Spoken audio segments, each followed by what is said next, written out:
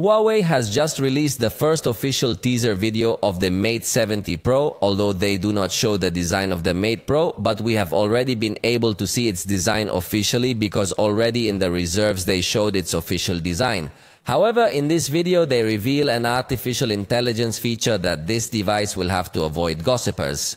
Apparently, through the front camera system, perhaps in conjunction with the time-of-flight sensor, which also works for facial recognition, the device will be able to notice if you are only looking at the cell phone or if someone peeked his head to try to see what you are seeing on the phone, and in this way, the device would be able to alert you or somehow block the content. At least that is implied in several use cases shown in this teaser video. And at the end of the video seems to read Mate AI, which we do not know if it will be some mark that Huawei is going to use for different artificial intelligence functions integrated into their devices.